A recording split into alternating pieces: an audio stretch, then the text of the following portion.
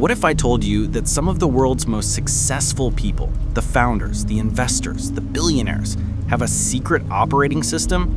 One that allows them to stay calm in a crisis, focused in chaos, and resilient through failure. And what if I told you this system wasn't developed in a Silicon Valley lab or a Wall Street boardroom, but in a quiet monastery over 2,500 years ago? These days, you hear a lot of talk about the ultra-wealthy borrowing Buddhist ideas. They're picking up concepts like mindfulness and equanimity and using them as tools for peak performance. Now, some might say this is like finding a diamond and using it to hammer a nail, and they have a point. If you only use these ideas to get a bigger bank account, you're aiming far too low. The real secret isn't just about building wealth that fluctuates with the market. It's about building a wealth that doesn't, an inner fortune of clarity and resilience that nobody can take from you. That is the ultimate competitive advantage. So today, let's unlock these secrets, not as life hacks, but as the profound principles they are, so you can use them to build not just a better career, but a better life. Secret number 1, the unshakable mind, Upekkha. The first secret is a Pali word, Upekkha. It's often translated as equanimity, but think of it as your mind's shock absorber system. It's the ability to remain stable and clear no matter what the world throws at you. Most people live on the surface of the ocean. When the weather is good, they feel fantastic.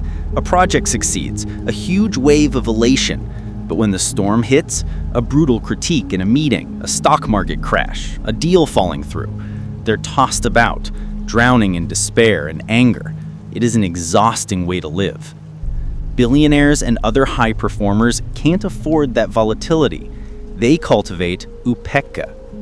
Upekkha is the discovery that you are not the waves. You are the entire ocean. Down in the deep, the storm on the surface is a distant rumor. There is a profound stillness, a quiet power.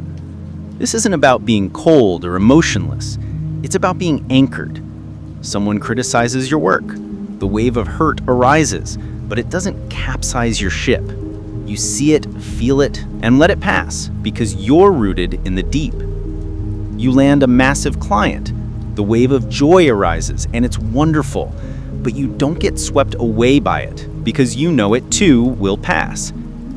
Most people live in a flimsy tent where every small wind threatens to tear them apart. This secret is about building a stone fortress in the center of your mind. That is true power. Secret number 2, the power of true focus, Sati. The second secret is Sati, or mindfulness.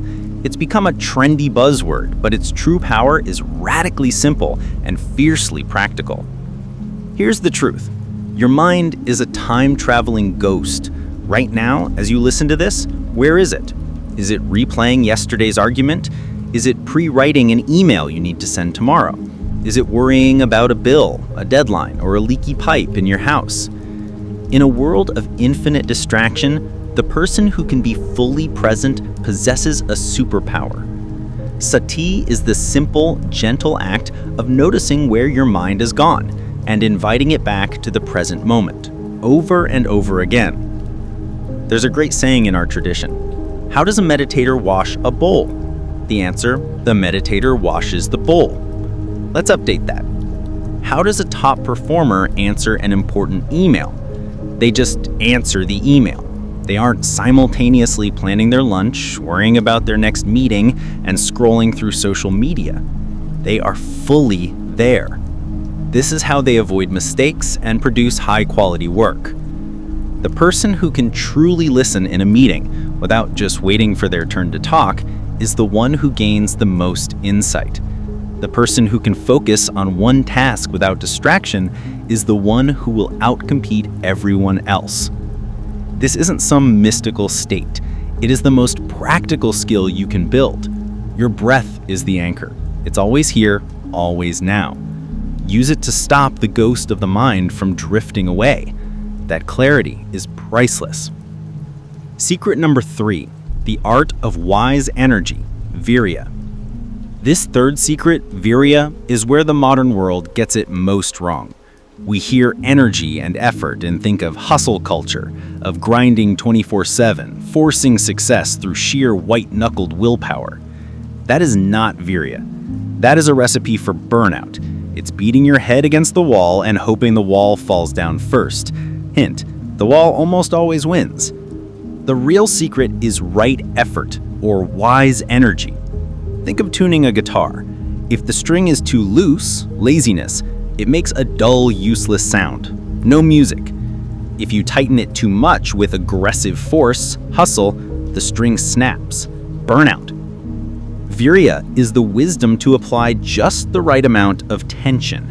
It is the steady, patient, and persistent energy that drives sustainable success. It is not the explosive energy of a firework, brilliant and then gone. It is the energy of a great river, which flows steadily, day and night, carving its way through solid rock, not with violence, but with relentless persistence. The bamboo doesn't strain to grow tall. The oak doesn't hustle to become mighty. Viriya is aligning yourself with that same intelligent, gentle, and enduring energy. This is how you play the long game and win. Your unshakable treasure. So you see, these aren't just secrets for accumulating more things. They're tools for building an unbreakable inner foundation. We had a leaky pipe at the monastery last week. Plink, plink, plink into a bucket.